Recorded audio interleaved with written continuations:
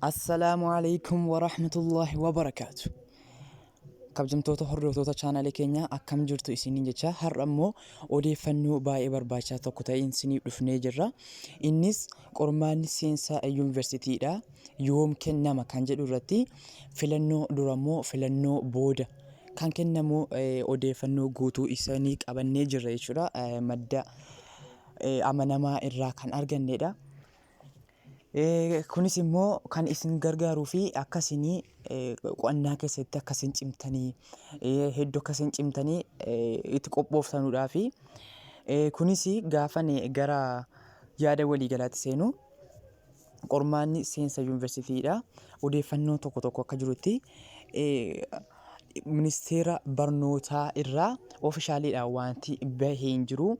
Garuu ammoo barsiisonni Z securityidha yoo beektan taate Z security hundi keessa ni beektu.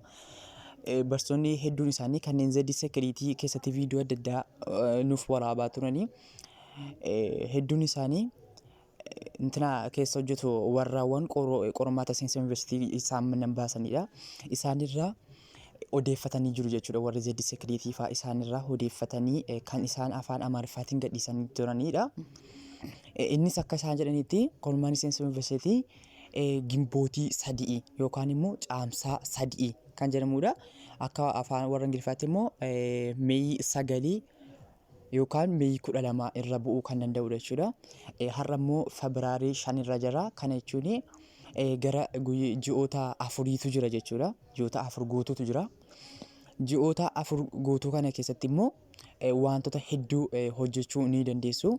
Keessumattiyyuu ji'oota 4 kana keessatti garuu kutaa 9 kaasanii hanga kutaa 12tti qayyabachuun xiqqoo isin ulfaateyyuu wantoota ijoo ta'anii hubachuu ni dandeessu jechuudha. Fakkeenyaaf irra hedduutti immoo wanti isin fayyadu qormaata peepersii barbaaddanii qormaata kanaan dura qoraman barbaadanii hedduu hojjettanii milkaa'uu ni dandeessu jechuudha. Yeroo hojjettanis immoo kallattiidhaan akka kanatti dhufaa jechuu miti jechuudha. Akka kanatti inni bara darbee kanatti dhufaa osoo hin taane qormaanni bifa kanatti ba'a kan jiru isin barbaadee isin hubachiisa. Akkasumas immoo wantoonni tokko immoo lakkoofsuma qofichee wanti jijjiiramamu jiru. Guutummaatti kallattii hin dhufu malee hedduu wal hin dhabu. Bara darbee fa'aa wajjin wal hin dhabu. Kanaaf immoo gaafa deemtanii dubbistanuu wal bira qabdanii ilaaltanii dubbisaa deemuu qabdu jechuudha.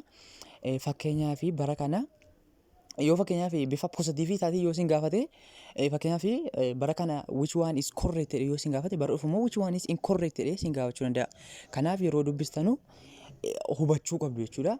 Maal akka isin gaafate utuu correct ni bara kaa jedhe utuu incorrect jedhee immoo maaliin guuta kan jedhu bifa kanattiin yoo qo'attanii milkaa'uu ni dandeessu. Har'aaf odeeffannoo qabanne kanuma jechuudha. Ammas immoo odeeffannoowwan adda addaa jiru yeroo yerootti akka isin qaqqabsiisuudhaaf immoo chaanaalii keenya subscribe, like, share akkasumas waliif godha. Nagaan tura. Yeroo dubbisa gaarii.